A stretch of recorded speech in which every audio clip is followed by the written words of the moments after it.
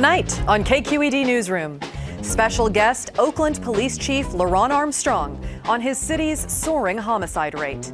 Plus, is California turning a deeper shade of blue?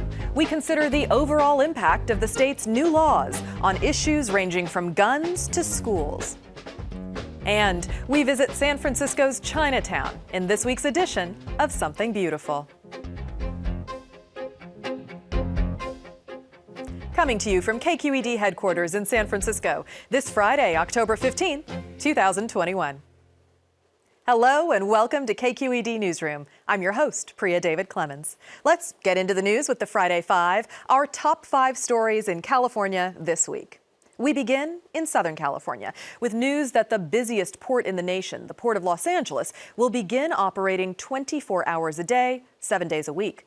President Joe Biden announced the expanded hours as part of a, quote, 90-day sprint to clear up the nation's clogged supply chain. Traditionally, our ports have only been open during the week, Monday through Friday, and they're generally closed down at nights and on weekends. By staying open 7 days a week through the night and on the weekends, the Port of Los Angeles will open over 60 extra hours a week will be open. In total, that will almost double the number of hours that the port is open for business. Turning now to California's severe drought. New numbers tell us this is the Golden State's driest summer on record in 100 years. The water level at Lake Tahoe has become so low that parts of the lake bed are now exposed, and water that normally flows out of the lake into the Truckee River has slowed to a trickle. In sports, epic baseball rivals, the San Francisco Giants and the Los Angeles Dodgers battled through a historic playoff series this week, with the Dodgers winning Game 5 last night. It was the first time the two teams have ever met postseason. The Dodgers now move on to the National League Championship Series against the Atlanta Braves. And 2 more Californians have won a Nobel Prize, this time in economics. UC Berkeley's David Card and Stanford University's Guido Imbens were part of a trio who studied real-life economic situations. Their research showed that raising the minimum wage does not slow hiring, and that immigrant workers don't lower the pay for native-born workers. And finally, in the future, large stores in California will be required to have a section of gender-neutral toys. The new law, signed by the governor this week, is intended to reduce gender bias in how kids play. It will go into effect in January 2024. And that's this week's Friday Five. We'll have more on the latest bills Governor Newsom has signed into law in our Politics Roundtable. But our first guest is Oakland Police Chief LeRonne Armstrong. Last year, the number of homicides in Oakland suddenly jumped from double digits, where they'd been for about a decade, to triple digits for a total of 109 homicides in 2020. This year has been worse. As of this week, there have been 110 homicides in Oakland in 2021, and we still have 2.5 months of the year to go. So is the link here mainly to the societal changes that COVID-19 pandemic has wrought, or are other factors at work in this soaring crime rate? With us now in studio to share his insight on the situation and his plans for addressing the violence is Oakland's Police Chief LeRonne Armstrong. Thank you so much for joining us. Thank you for having me. So the last time we spoke with you, it was about 6 months ago. You just started on the job as chief, and we did talk to you about the rising homicide rates at that point.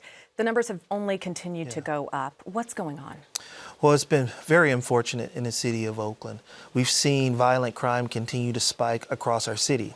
Traditionally, it had been driven by group and gang violence, but we're seeing a multitude of different reasons behind the violence. Tell me some of those. We've seen an increase in homicides related to human trafficking. We've seen robbery-related homicides. We've seen road rage homicides. We've also seen homicides connected to random street violence. And so there's been a myriad of things that we've been trying to address, and it's been really challenging. But we also can't overlook the fact that we've had some issues with holding people in custody when they've been arrested for gun-related offenses. And what do you mean by that? Well, there were some bail changes. There were some changes as a result of the pandemic in trying to reduce the number of people who were in Santa Rita jail. And so that has resulted in when we make key arrests for gun-related offenses, they've been able to get what they call emergency bail, which is a much cheaper bail than previously. And so that has been something that has been challenging because when people have been arrested for firearms, they have been right back into the community in a short period of time. And so we've had sort of individuals that have had multiple arrests for firearms. So that really has impacted our violence reduction strategies as well. So you're saying because of COVID, they're not being held in the jail as long as they might have otherwise by the court system, and so they're back out in the community and they're reoffending. Yes. I want to also listen to something you said during a press conference recently.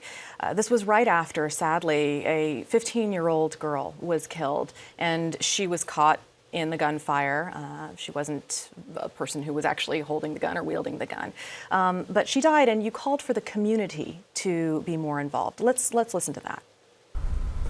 This child attends high school in the city of Oakland.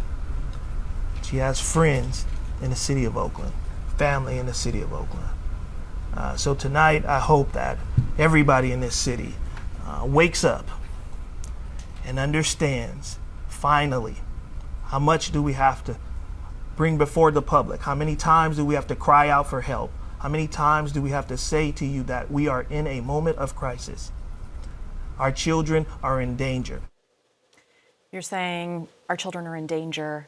We're asking for help. What exactly are you asking the community to do? Yeah, I think in this moment, we can't rely solely on law enforcement to be able to address this increase in gun violence. This is really a call to community to say we all need to be a part of the solution. And that means sharing information. That means providing video evidence that will help us identify the individual responsible for these violent crimes. I think we clearly know that we will not be able to arrest our way out of this problem.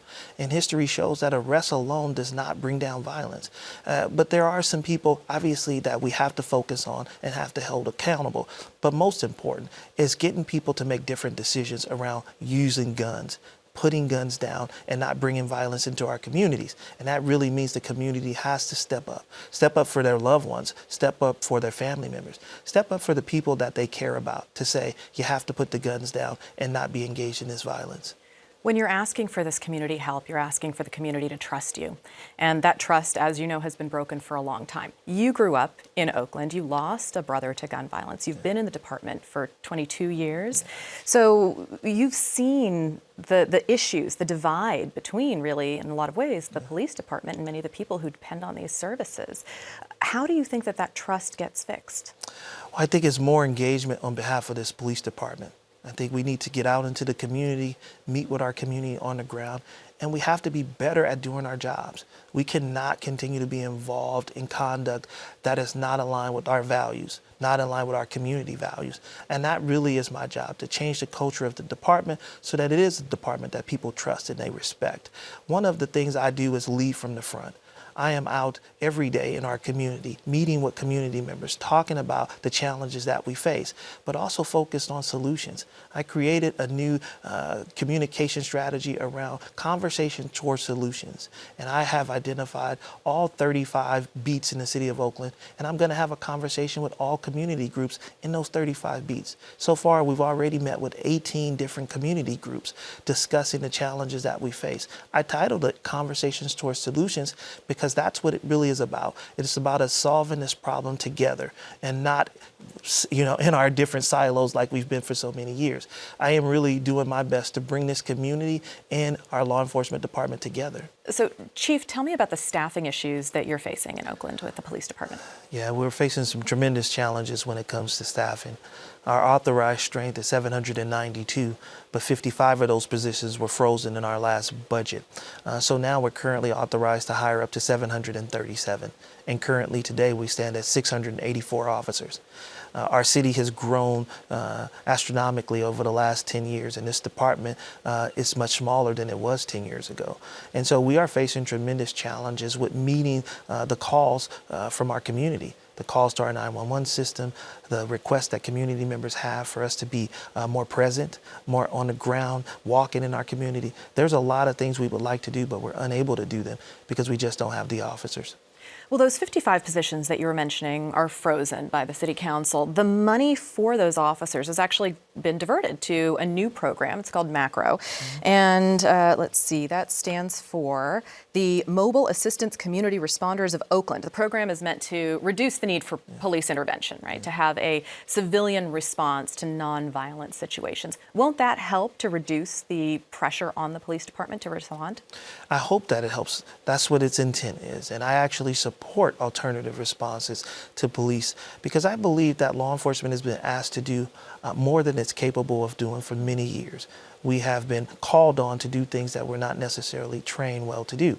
And I hope that this team is trained to be able to address things that maybe you don't need a police officer.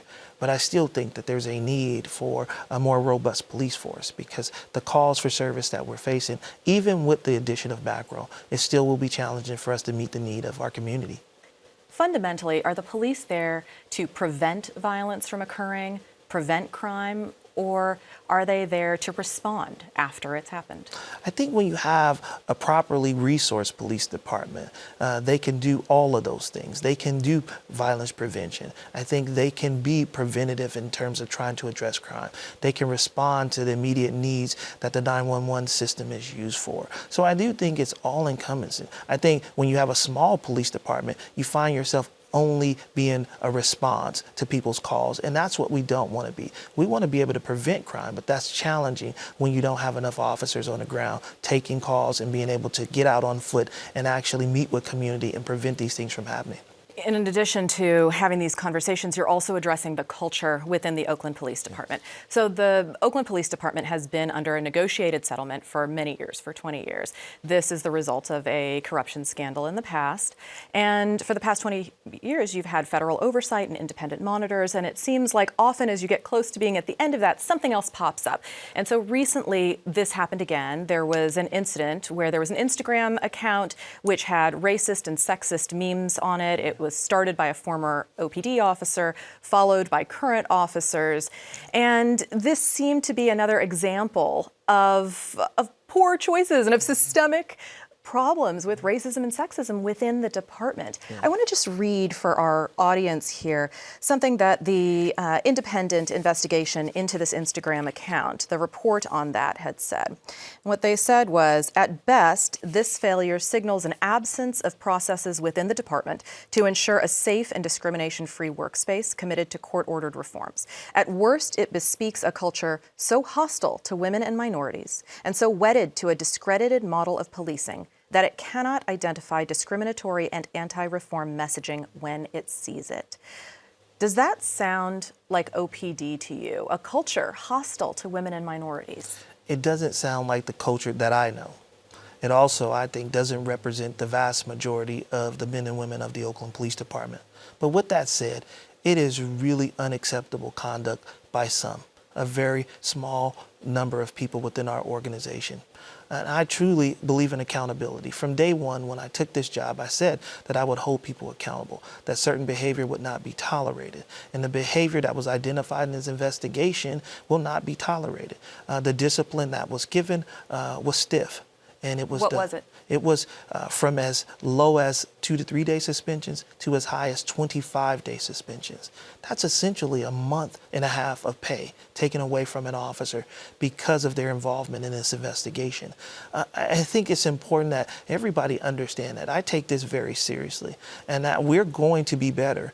We are going to provide additional training for our officers. They need to understand the impact of being involved in this and the behavior that's expected of them by not only me, but also by our community. We also are having more dialogue around race and equity, understanding the importance of valuing different cultures within our organization. OPD is very fortunate because we do have a diverse department. And I will say that not only were community members offended by what they seen, but members of the organization like myself were offended by what they seen. And so this is our effort to be better, to improve. I've spoken to the monitor. He understands the things that I'll be doing to help change the culture of this organization. Oakland Police Chief LeRonne Armstrong, thanks for joining us today. Thanks for having me, Priya. Turning now to politics. The bill signings for 2021 have concluded. On Sunday, Governor Gavin Newsom signed the last of hundreds of bills passed this year, which include expanding health care, addressing homelessness, and bolstering public schools. Some of the bills push for an increasingly progressive agenda, like requiring ethnic studies classes to graduate from high school. But some laws didn't make it to the governor's desk this year, including an attempt to end oil drilling and fracking in the state. The recent oil spill in Orange County will likely keep that debate alive for the coming year. To talk about this and more, I'm joined by KQED politics and government correspondent Marisa Lagos and senior editor Scott Schaefer. Thank you both for being here. Good to be with you. So you've had a busy week. You also interviewed Nancy Pelosi this week, Speaker Nancy Pelosi, right here at KQED as part of our new live events series. Scott, let's start by talking about this infrastructure package and the larger social safety net package that have been stuck in Congress for some time now. Is there compromise going on here? Is there any progress being made? It's all compromise at this point. You know, the infrastructure bill passed the Senate and it's being held up in the House as they negotiate and compromise over this, what was a $3.5 trillion bill, economic priorities like a child care tax credit, as well as universal pre-K, climate change, several big baskets.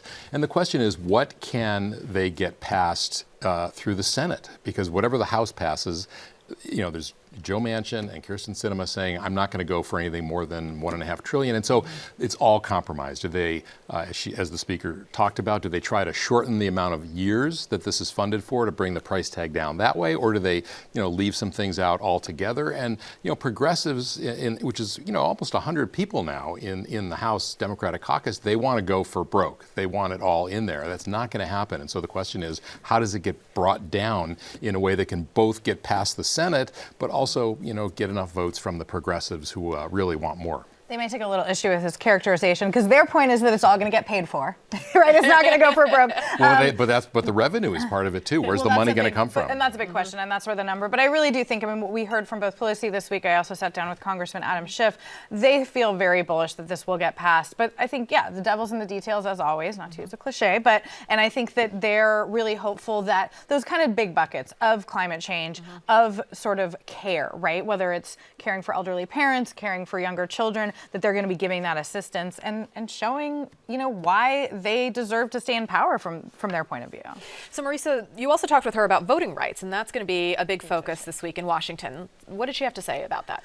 Right. So there are two bills, H.R. 1 and the John Lewis Voting Act, that Democrats really feel like would act as a backstop against a lot of the attacks, voter suppression laws that have been passed around the country, sort of attempts to forward what, the big lie that the former president has been telling about 2020's outcome. And so we're seeing that this coming week, the Senate is going to put that up for a vote. They're not expected to get the 10 Republicans. They would need to pass it. And I think that that's just aimed at kind of putting pressure on folks, again, like Senator Joe Manchin, who don't want to break the filibuster, the sort of arcane procedural thing, but understand, I think, the stakes of this. So that's going to take a little longer to play out, but I do think that there's a hope that there might be some pressure points that they can put on some of the Democrats that are a little less willing to go along with this if it's not bipartisan. She spoke as well about being in the Capitol during the insurrection on January 6th. Let's take a listen to that and we'll come right back. So it was beyond anything that you could have ever imagined. So when people say, well, how come we weren't prepared for that? Nobody could have been prepared for the President of the United States inciting an insurrection of that magnitude, people coming armed. So when they said, well, we were just getting a photo op, no, they weren't. They weren't. So it was horrible. Scott, it still seems very fresh to her. It is. I mean, she described what happened that day, how traumatic it was for her. She, at least, as the speaker, gets all kinds of security, but the members who were literally on their stomachs, trying to move out of the chamber and get into safety, and I think that this committee that's looking into, it's a bipartisan committee with Liz Cheney and one other Republican, I think they're trying to get to the root of what happened and what instigated this. And there's some real questions about the involvement of some of the Capitol Police, as well as perhaps even members of Congress, some Republicans who may have been in and colluding with President Trump. They've issued subpoenas, to try to get more information from people like Steve Bannon, who's defying it. So there's a lot of unanswered questions here that they're trying to get answers to. And Congressmember Adam Schiff just has a new book about this time as well, right? Right. I interviewed him this week about that. And I mean, Priya, the point he makes, it was interesting. He said that he felt like for a lot of members of Congress, the sort of real threat. It almost took days to untangle because they were inside. They couldn't see what we could see. And his point really that he's making in this book is that the real threat to democracy isn't the people that stormed the Capitol with guns per se. As he puts it, it's his colleagues in suits who then came back and voted to overturn the election. And he's really sounding the alarm about these democratic systems. And he, again, says that those two voting rights bills will help put a backstop there. Okay, let's turn to an entirely different topic now. This is PG&E and the settlement that they have with victims of wildfires that have been caused by PG&E's electrical lines. So a new KQED investigation this week revealed a massive stock dump by hedge funds that were involved in PG&E's bankruptcy. And this was reported by our colleague, Lily Jamali. She joins us now by Skype. Lily, can you tell us a little bit more about what's going on here, and particularly about how this impacts the fire victims who were supposed to be getting some of the money from this settlement? Absolutely. Well, we looked at hundreds of filings by 20 hedge funds that were involved in the PG&E bankruptcy to one extent or another. And these filings really tell the story. They got very interested in PG&E right around the time of the 2017 North Bay fire tragedy. They start buying up a lot of shares when they fell about 40%, 50%. And then when the 2018 Camp Fire tragedy takes place, suddenly that investment wasn't looking quite so good. And so we see PG&E shares fall to new lows. They fall even lower when PG&E voluntarily files for Chapter 11 a couple weeks later. And so what we see is these hedge funds having a choice. And the choice that they make in many cases is to get in even deeper and buy so many shares on the cheap that they're able to exert control over the company's board and exert control in the bankruptcy. And that's exactly what they did. You can see their influence in a number of settlements, including the one that we've been following the most closely here at KQED, and that is the settlement between PG&E and wildfire survivors. These are 70,000 of our fellow Californians who lost homes and businesses, in some cases relatives, in fires that PG&E caused between 2015 and 2018. And what we see in these filings is that these hedge funds in that first year started bailing out big time on PG&E, while these fire survivors are left holding 24%, almost a quarter of PG&E shares, a very unusual aspect of their settlement with the company, but one that these hedge funds, from what we understand, were heavily involved in influencing.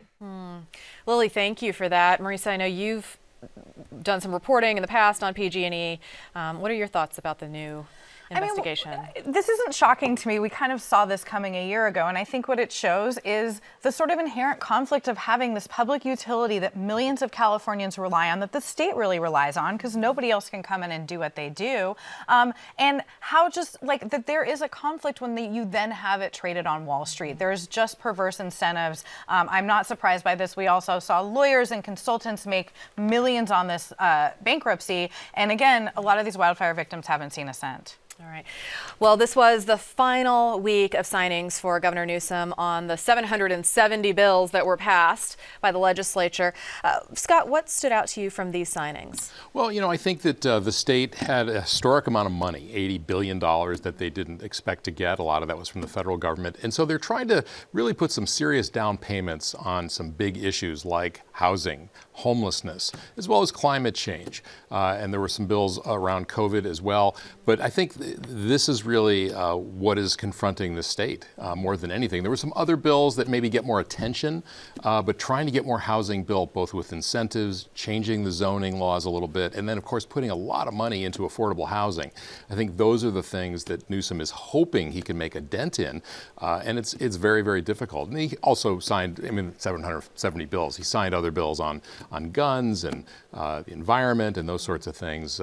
But these issues are going to housing, homelessness, cost of living in California. These are things that are going to go on well into the next several years. Some of the commentators this week have pointed to these bills and said overall the impact is that they are moving California in a more progressive direction. Does that seem accurate to you, Marisa? I think so. I mean, look, Newsom is more liberal than his predecessor, Jerry Brown, but he also vetoed some bills that, the progressive wing of the caucus would have really liked to see happen. I think he is trying to kind of titrate some of these decisions. But yes, you see them taking on Amazon for quotas at warehouses. You see around criminal justice reform, some incremental steps. So I think broadly, yes, we're moving left. But, the governor, to Scott's point, a lot of these issues sort of transcend politics, quite frankly. And I think around housing, we're seeing a difference of sort of who's lining up where, because, to be frank, progressives have often been NIMBYs. And that is not where things are headed. And so where are things headed? I mean, that's a great transition. Thank you very much. What's coming up next? Well, certainly COVID is going to continue. The legislature may be taking up narrowing the rights, the personal beliefs exemption to make it more difficult to get out of getting vaccines. I think the oil spill in Orange County is going to put that issue, continue to put that on the agenda in Sacramento. It's been very tough, despite all the environmental words that Democrats utter, to really get a whole lot done through limiting oil drilling, limiting fracking. Labor lines up generally with the oil companies. So it's going to be tough, but certainly those things will certainly be on the agenda. All right. Scott Schaefer, Marisa Lagos, thank you both. Thank you. San Francisco's Chinatown is one of the oldest in North America, and it's this week's look at something beautiful. It's a place you'll find alleys lined with dim sum eateries, cocktail lounges, and museums.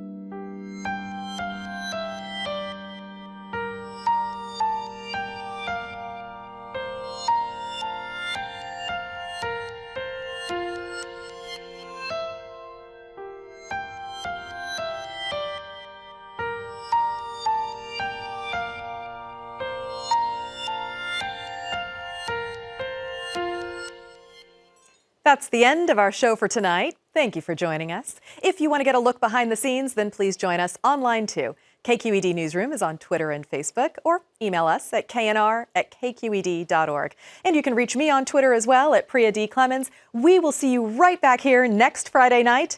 Have a great weekend.